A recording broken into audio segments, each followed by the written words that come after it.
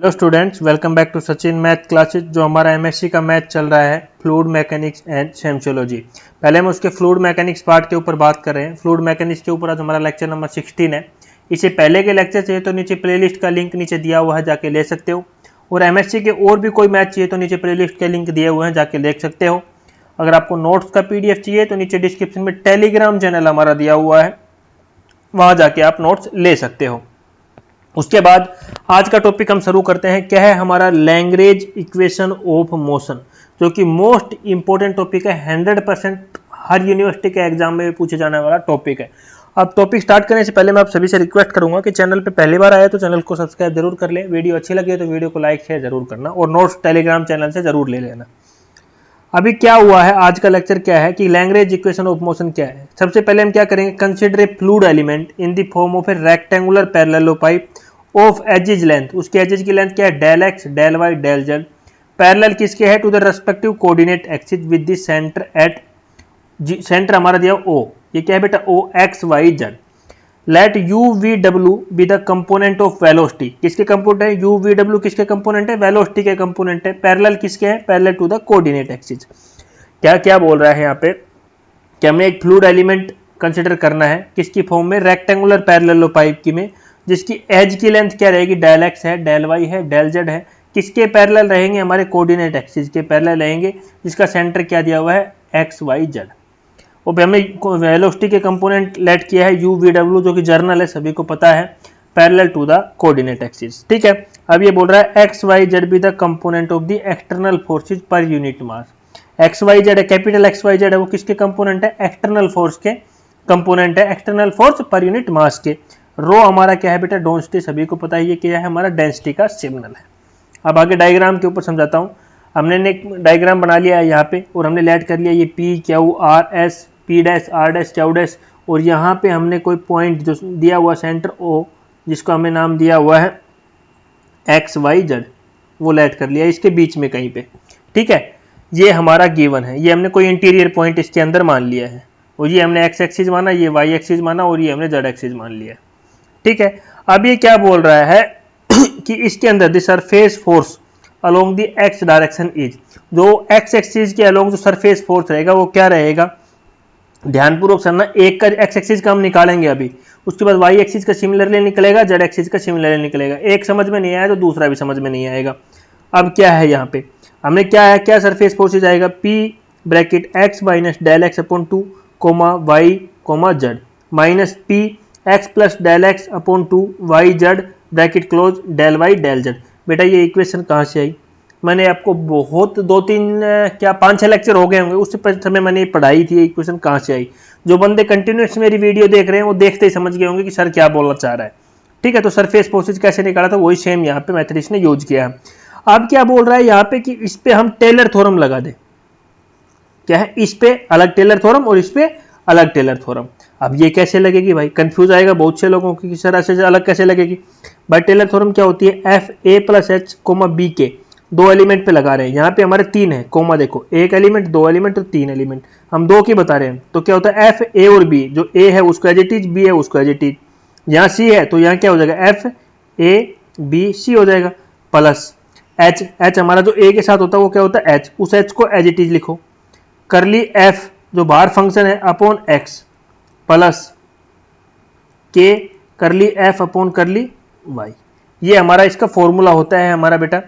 ठीक है, और जेड होता है तो यहाँ पे एच के और जो सी के साथ कुछ कंपोनेंट रहेगा वो लिख देंगे, मान लो क्या वो लिख देंगे, करली एफ अपॉन करली जेड हो जाता है।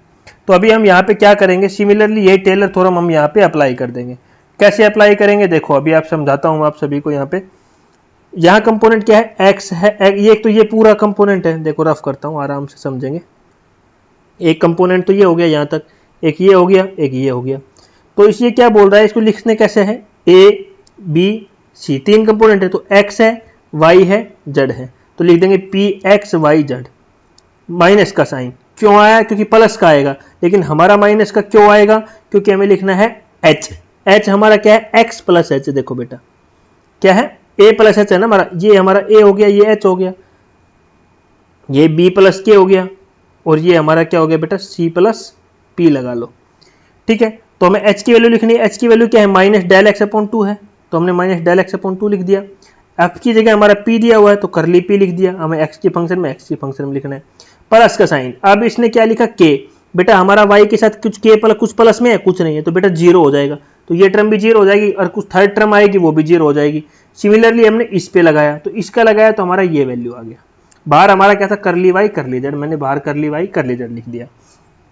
अब आपको देखने से पता लग रहा है ये टर्म और ये टर्म एक माइनस में एक प्लस में कैंसिल हो जाएगी, और यहाँ माइनस का साइन है, यहाँ बाहर माइनस का साइन है, माइनस प्लस क्या हो जाएगा, ये माइनस हो जाएगा यहाँ पे भी, तो ये भी माइनस का है, ये भी माइनस का है, और दोनों सेम टर्म, ये भी सेम टर्म है और ये भी सेम टर्म है, तो दोनों क्या हो जाएगा, दोनों को मैंने लिख लिया, ये del x del Y common है, इनको ऐड करोगे तो 2 क्या आ जाएगा यहाँ पे, माइनस का 2 डेल एक्स अपॉन 2 करली पी अपॉन करली एक्स, और बाहर हमारा क्या बच रहा है, करली वाई करली जेड, 2 से 2 कैंसिल हो जाएगा, तो नेगेटिव की ये टर्म बची हुई टर्म हम लिख देंगे, जो कि मैंने आगे लिखा हुआ है। बेटा एक बार इसको हटा देते हैं, 1 मिनट।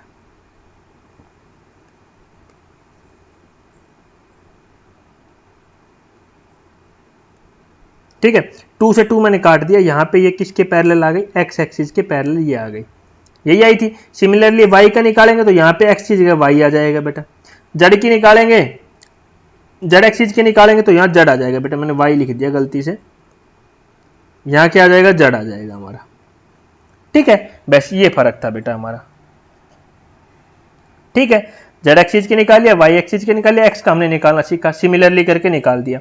अब बोल रहा है कि बेटा मास कैसे निकलता है बेटा, now mass of the fluid element, mass का फॉर्मूला क्या होता है, डेंसिटी इनटू वॉल्यूम। डेंसिटी को मैंने पहले बताया था, हम रो से डिनोट करते हैं, और वॉल्यूम क्या है बेटा, क्यूबॉइड लिया था हमने, तो क्या हो जाएगा, डेल एक्स होगा, डेल वाई होगा, डेल जेड होगा, क्योंकि क्यूबॉइड में कितने रहते हैं, 3 एलिमेंट्स रहते हैं, क्योंकि क्यूब में होता है ना वॉल्यूम हमारा, तो हमने ये ऐड कर लिया। तो मास की वैल्यू बेटा याद रखना, ये हमारी यहां से आ गई। ठीक है, आगे चलते हैं। अभी क्या बोल रहा है, यहां पे ध्यानपूर्वक सुनना, एक एक स्टेप बहुत ही इंपॉर्टेंट है। अब क्या बोल रहा है, external force on A fluid, external force लग रहा है element along the x direction. बेटा पहले एक्सटर्नल फोर्स किस पे निकाल रहे हैं, एक्स एक्सिस पे निकाल रहे हैं, उसके बाद वाई पे निकालेंगे, उसके बाद जेड पे भी निकालेंगे। अब कैसे निकाल रहा है भाई, ये external forces of the fluid element along the x direction. बेटा ये एक्स है ना, ये याद रखना, ये एक्स है ना कि मल्टीप्लाई का साइन है। मैं इसको अच्छी तरह डार्क करके लिख देता हूं, ये हमारा एक्स का सिग्नल है, बड़ा एक्स लिया था ना, एक्स वाई जेड, तो कंपोनेंट ऑफ द जो एजिज के कंपोनेंट थे हमारे, तो एक्सटर्नल फोर्सेज क्या होगा हमारा यहाँ पे बेटा, सभी को पता है क्या होता है, मास इनटू में एक्सेलरेशन। फोर्स क्या होता है हमारा, मास इनटू में एक्सेलरेशन, और मास तो अभी आपने निकाला था ना, मास की वैल्यू तो अभी निकाली है, ये पुट कर दो, तो हमारी क्या जाएगी, रो डेल एक्स डेल वाई और डेल जेड। अब बेटा बात आ जाती है एक्सेलरेशन की, तो एक्सेलरेशन के लिए हम यहाँ क्या लिखेंगे बेटा, कैपिटल एक्स लिख देंगे, ये डॉट का साइन लगा लो, मल्टीप्लाई का लगाओ, डाउट में आओगे। और हम किसके डायरेक्शन में निकाल रहे हैं, एक्स के डायरेक्शन में निकाल रहे हैं, तो इसलिए हमने एक्सेलरेशन को क्या लेट कर लिया बेटा, एक्स लेट कर लिया यहाँ पे, कि एक्स है हमारा। ठीक है, अब आता है by Newton second law of motion. अब 90% बंदों को यही नहीं पता होगा कि Newton second law of motion क्या होता है। भाई Newton second law of motion हमारा सिंपल सी चेंज बता देता हूं, Newton second law of motion हमारा क्या होता है, F is equal to dp upon dt, मतलब चेंज ऑफ लीनियर मोमेंटम, जो कि लिखा हुआ है rate of change of momentum is equal to total force. यही हमारा होता है Newton second law of motion, हमारा बिल्कुल सिंपल सी चीज है बेटा। अब Newton second law of motion में तो हमने बता दिया हमारा ये होता है F is equal to dp upon dt। dp upon dt क्या है हमारा, मैंने अभी बताया ना, चेंज ऑफ लीनियर मोमेंटम। अब इसको हमने लिखा कैसे बेटा, ये बहुत ही इंपॉर्टेंट चीज है जो कि मैं आपको बता रहा हूं। अब एक एक चीज आप ध्यानपूर्वक सुनना, ठीक है। फोर्स तो इसने कैसे लिखा, total force acting on A x axis. बेटा एक्स एक्सिस पे 2 प्रकार के फोर्सेज लगेंगे, एक तो सरफेस फोर्स लगेगा हमारा, क्योंकि जो सरफेस पे फोर्स है ना वो लगेगा, एक तो हमारा along the x axis, plus total body force along the x axis. 2 force लगेंगे, एक तो सरफेस पे जो फोर्स लगेगा, एक जो उसकी पूरी बॉडी है उस पे फोर्स लगेगा। 2 फोर्स हो गया हमारा। अब यहां पे बात आ जाती है कि हम करें क्या, ठीक है। अब यहाँ पे सरफेस फोर्स क्या निकाला था आपने, थोड़ी देर पहले ही निकाला था सरफेस फोर्स, रो इनटू में del x del Y del Z, और टोटल बॉडी फोर्स हमने एक्स एक्सिस के अकॉर्डिंग थोड़ी देर पहले निकाला है ना यहाँ पे, minus D P upon D X del x del Y del Z. हमने यहाँ पे ये वैल्यू पुट कर दी, प्लस का साइन था, माइनस का क्यों, क्योंकि ये माइनस का था। टोटल सरफेस फोर्स हमारा ये आ गया, टोटल एक्सेसिव कैलोन बॉडी फोर्स हमारा ये आ गया। अब आता है rate of change of linear momentum. ठीक है बेटा, ये किसके इक्वल होता है, डीपी अपॉन dt। हमारा किसके इक्वल होता है, डीपी अपॉन dt के इक्वल होता है। अब यहाँ पे इसकी वैल्यू क्या आएगी बेटा, सभी को पता है हमारा फोर्स का फॉर्मूला क्या होता है, मास इनटू में एक्सेलरेशन। फोर्स का क्या फॉर्मूला था, मास इनटू में एक्सेलरेशन। तो हमने यहाँ पे ये वैल्यू पुट कर दी, rho del x del Y del Z और d square x upon d t square. ये हमारी वैल्यू हो गई इसकी चेंज ऑफ लीनियर मोमेंटम की। अब क्या बोल रहा है कि दोनों साइड डेल करली एक्स करली वाई करली जेड और डेल से डिवाइड कर दो, तो इधर से ये वैल्यू कट हो जाएगी, इधर से ये वैल्यू कट हो जाएगी, इधर से ये वैल्यू कट हो जाएगी। तो हमारे पास सिंपल सी क्या इक्वेशन बच जाएगी, ये इक्वेशन बच जाएगी एक्स एक्सिस के अलोंग। सिमिलरली हम वाई की इक्वेशन वाई के डायरेक्शन के अकॉर्डिंग निकालेंगे, तो करली जहां एक्स है वहां वाई आ जाएगा बेटा। सिमिलरली हम जेड एक्सिस के जहां जेड है, जहां वाई था वहां जेड आ जाएगा। 3 इक्वेशन आ गई। अब आगे इसमें क्या करना है, बहुत ही इंपॉर्टेंट चीज बताने वाला हूं यहाँ पे।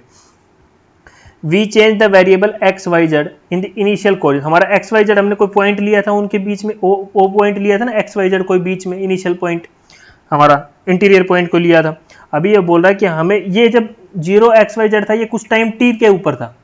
अभी क्या बोल रहा है, हमें इनिशियल कोऑर्डिनेट लेना है। भाई इनिशियल कोऑर्डिनेट हम ऐड कर लेते हैं A B C. Initial coordinate कब होगा, जब टाइम हमारा t is equal to T naught होगा। मतलब टाइम ये किसी पे डिपेंड, इनिशियल कोऑर्डिनेट क्या रहता है, वो किसी पे डिपेंड नहीं करता। और ये कोऑर्डिनेट कुछ टाइम t पे जो डिपेंड करता है, कुछ टाइम t था। बट यहाँ क्या है, t is equal to T naught, मतलब कुछ टाइम है ही नहीं, किसी पे डिपेंड ही नहीं करना। इट इज इंडिपेंडेंट वेरिएबल, ये हमारा किसी के ऊपर डिपेंड नहीं कर रहा है। अब क्या बोल रहा है, यहां ध्यानपूर्वक सुनना। In order to convert equations, अभी हमें क्या है बेटा, इनिशियल कोऑर्डिनेट्स में कन्वर्ट करना है इक्वेशन को। एक्स वाई जेड की जगह हमें ए बी सी लेके आना है।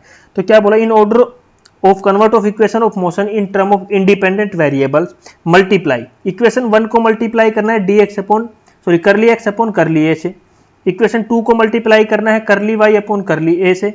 इक्वेशन 3 को मल्टीप्लाई करना है करली जेड अपॉन करली ए से। पहले हम ए किया, देखो एक्स को कर लिए respectively and added we get equation 1 2 3 मैंने क्या क्या माने थे, ये इक्वेशन 1 मानी थी, ये इक्वेशन 2 मानी थी और ये इक्वेशन नंबर 3 मानी थी हमने। ठीक है बेटा, तीनों को मल्टीप्लाई कर दो और ऐड कर दो। तीनों को मल्टीप्लाई किया, ऐड किया, तो हमारा ये आया। जब इसको रीअरेंज करके लिखा आपको, तो ये टर्म तो आपकी सेम दिख रही होगी, तो जो पहले वाली टर्म है ये तो हमारी सेम है। ये इसको हम आगे देखो रीअरेंज करके लिख देते हैं। देखो इसको हमने रीअरेंज करके यहाँ पे इसको लिख दिया है, तो हमारा ये वैल्यू आ जाएगा। फिर इसने क्या किया, सिमिलरली मल्टीप्लाई इक्वेशन 1 2 3। 1 को हमने करली एक्स अपॉन करली ए से किया था, अभी बी से करेंगे। फिर इसको ऐड करेंगे तो हमारी ये इक्वेशन आएगी, इक्वेशन नंबर 5। फिर हम सिमिलरली करेंगे करली एक्स अपॉन करली सी से करेंगे, क्योंकि ए बी सी कोऑर्डिनेट लेके आना ना।